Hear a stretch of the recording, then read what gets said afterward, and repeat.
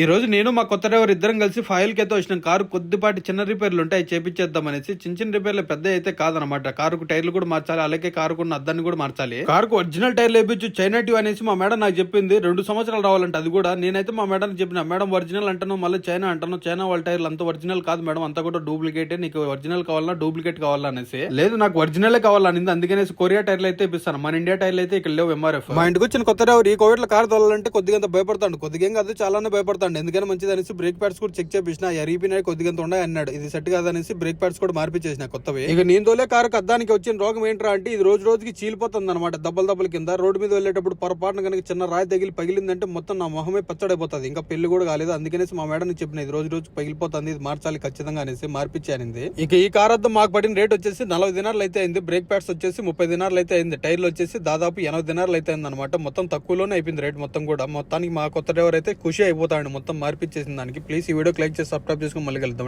Bye.